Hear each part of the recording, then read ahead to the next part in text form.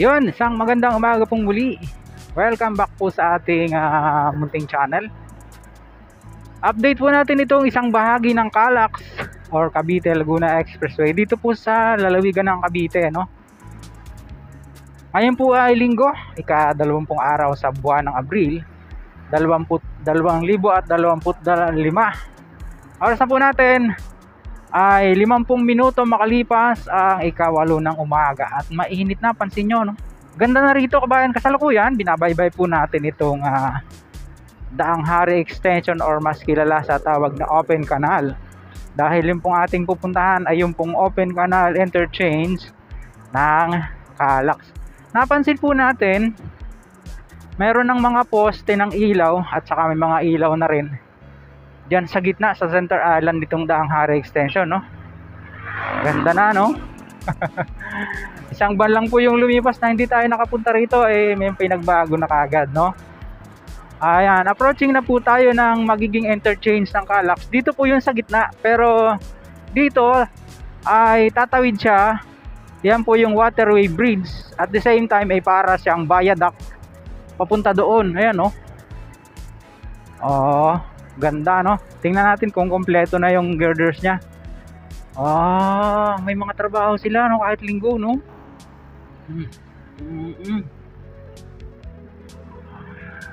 Ayan, linaw ng tubig sa ilog, oh. Ayan, magkakaroon na siya ng on and off ramp dyan, no? Parang land approach niya papunta ron. Ang galing, no? Kompleto. Tingnan natin sa aerial shot kung kompleto na yung girders niya. Ayan na po yung ating aerial shot coming up. Here we go.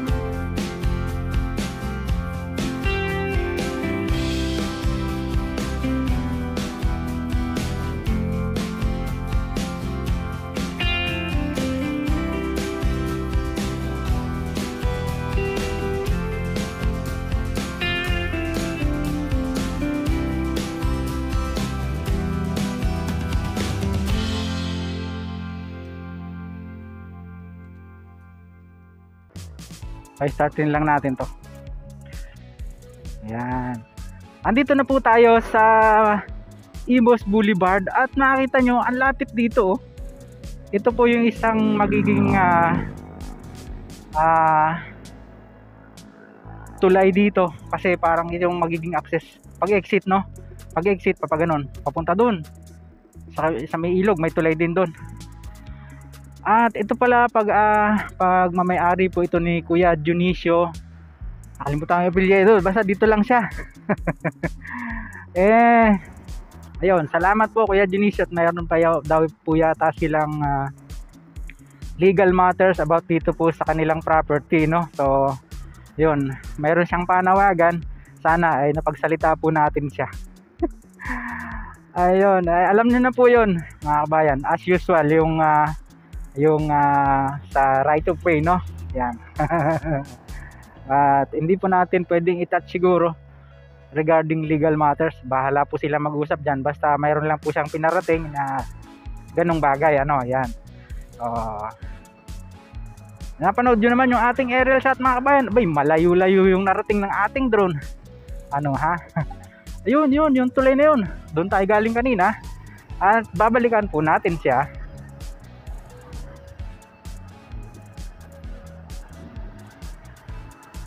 Dahil ang ganda na pala dito. Oo. Yun.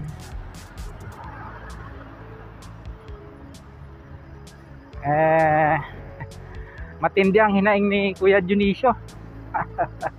Ayaw ko lang po i-disclose dito kasi baka mamaya may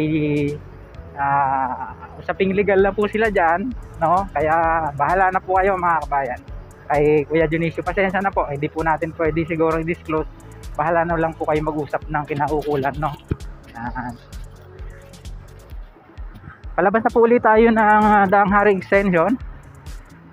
Ayun, pansamantala ay hanggang dito lang po muna siguro yung ating vlog dito sa area ng Open Canal Interchange. At magpapaalam na po tayo pansamantala. Up next po natin yun namang alignment niya diyan sa may Arnaldo Highway. Tatawid ng Arnaldo Highway papunta po doon sa Mayor's Drive. Waterway Bridge din po yung nandyan. At parang viaduct din, parang kamukha din ito. Tatawid naman siya ng Mayor's Drive. Ayun, sa mga ngayon lang po napagawi sa ating pong munting channel, sana po huwag niyong kalimutang mag-like at mag-subscribe, pakipindot po ang notification bell para lagi po kayong updated anytime na mag-upload po tayo ng video. Ito pong muli si Kabayang Aris, lagi nagpapaalala. Ingat po tayo, lagi tayong manalangin at magpasalamat sa Diyos. See you po on my next vlog, God willing. Hasta la, bye bye.